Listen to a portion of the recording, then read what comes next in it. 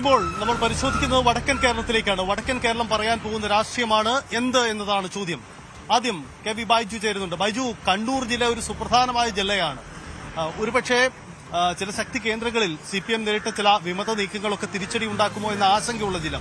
K Shailaja ഇത്തവണ പേരാവൂർ പോലെ ഒരു UDFന്റെ സിറ്റിംഗ് സീറ്റിൽ അത് പിടിച്ചെടുക്കാൻ മത്സരിക്കുന്നു. ഒരു വലിയ ദൌത്യം ഏറ്റെടുത്തിരിക്കുന്നു. ഇങ്ങനെ വളരെ പ്രത്യേകതയുള്ള ഇടമാണ് കണ്ണൂർ. കണ്ണൂരിന്റെ നിലവിലെ സാഹചര്യം എത്ര കണ്ട് LDFന് അനുകൂലമാണ്? UDFന് ഈ ഇടതുമുന്നണിയുടെ കേന്ദ്രങ്ങളിലേക്ക് കടന്നു കയറുക എന്നവരുടെ ലക്ഷ്യത്തിലേക്ക് എത്താൻ കഴിയുമോ? എന്താണ് ട്രെൻഡുകൾ നൽകുന്ന സൂചന?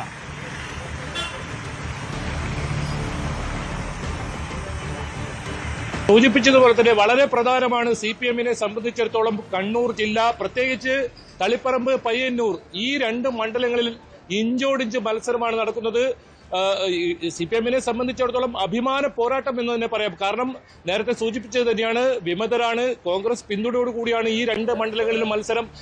നേരത്തെയൊക്കെ വലിയ തോതിൽ കുത്തകയായി ഇടതുപക്ഷത്തിനൊപ്പം നിൽക്കുന്ന മണ്ഡലങ്ങളാണ്. ഈ മണ്ഡലത്തിൽ എന്ത് സംഭവിക്കും?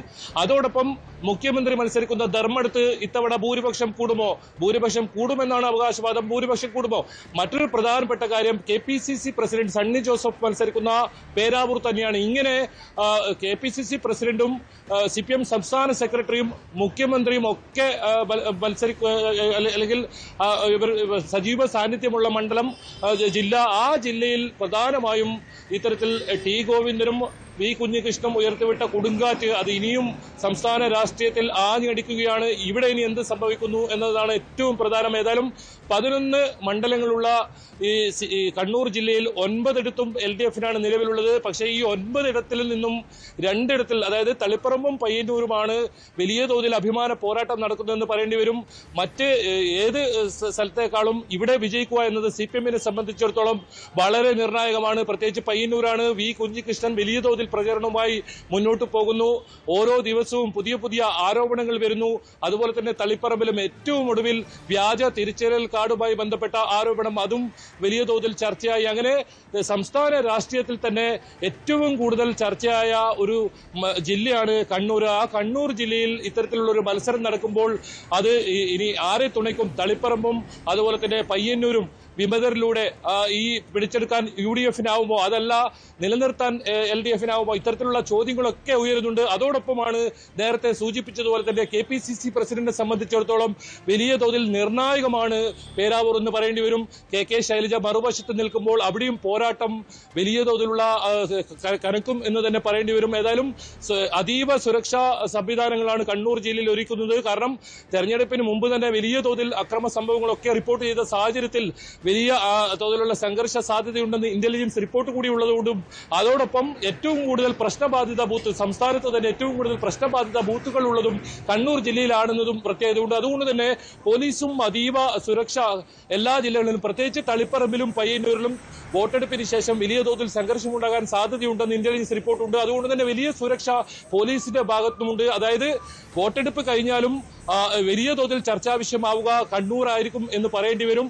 മറ്റൊരു പ്രധാനപ്പെട്ട മത്സരം നടക്കുന്നത് കണ്ണൂർ നിയമസഭയിലാണ്. കണ്ണൂരിലും ഇത്തവണ ഇത്തരത്തിൽ UDFന് ഈ മണ്ഡലം പിടിച്ചെടുക്കാനാകുമോ എന്നതാണ് ഏറ്റവും പ്രധാനം. കടന്നപ്പള്ളിയും TO മോഹനും തമ്മിൽ നേർക്കുനേർ മത്സരം നടക്കുമ്പോൾ സുധാകരപക്ഷം, സുധാകരൻ അണികൾ അവരുടെ മനസ്സ് എങ്ങനെയാണെന്ന് സംബന്ധിച്ച് ഇപ്പോഴും ഒരു ആശങ്ക UDFൽ ക്യാമ്പിൽ ഇല്ലാതെയില്ല. മഞ്ഞുരുകി എന്ന് പറയുമ്പോഴും എന്താണ് സുധാകര അനുകൂലികളുടെ ഒരു ചിന്ത എന്നതും ഏറ്റവും പ്രധാനമാണ്. ഏതായാലും അങ്ങനെ വലിയ തോതിൽ വലിയ ചർച്ചാ വിഷയമാകാൻ പോകുന്ന, അല്ലെങ്കിൽ ഇനി വോട്ടെടുപ്പ് കഴിഞ്ഞാലും വലിയ ചർച്ചയാവുന്ന ഒരു ജില്ലയാണ് കണ്ണൂർ എന്ന് പറയേണ്ടി വരും.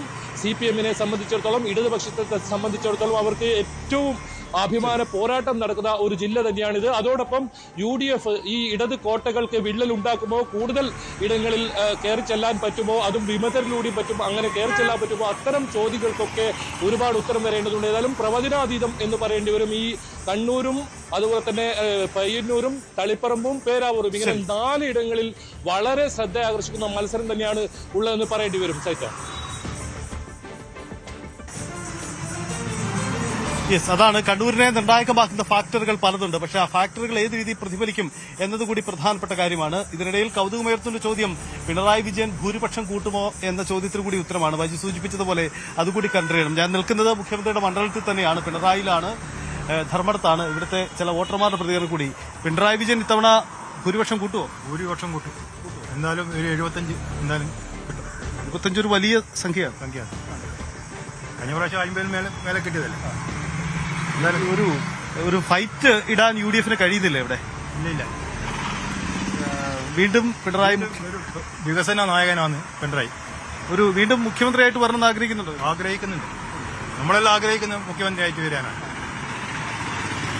എന്തായാലും ധർമ്മടത്തുകാർ അങ്ങനെ പ്രതീക്ഷിക്കുന്നു. നമുക്ക് കൂടുതൽ ധർമ്മടത്തുകാരുടെ പ്രതികരണം കൂടി ഇക്കാര്യത്തിൽ അറിയേണ്ടതുണ്ട്. ബൈജു തുടരുന്നുണ്ട്. ബൈജു, നമുക്ക് കാസർഗോഡ് ഒന്ന് പോയി വരാം.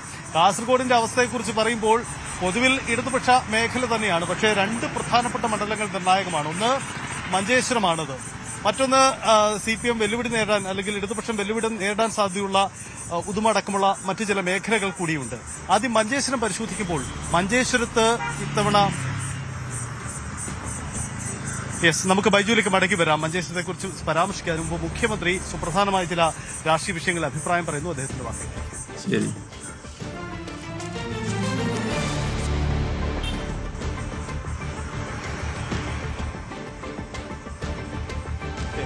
മുഖ്യമന്ത്രി മാധ്യമങ്ങളെ കാണുകയായിരുന്നു. ബൈജു, നമുക്ക് തുടരാം. നമുക്ക് മഞ്ചേശ്വരത്തെക്കുറിച്ചാണ് നമ്മൾ പറഞ്ഞുകൊണ്ടിരുന്നത്. മഞ്ചേശ്വരത്ത് ഇത്തവണ സുരേന്ദ്രൻ വിജയിക്കാൻ കഴിയുന്ന സാഹചര്യത്തിലേക്ക് എത്തുമോ? എന്താണ് ഈ ലാസ്റ്റ് ട്രെൻഡ്?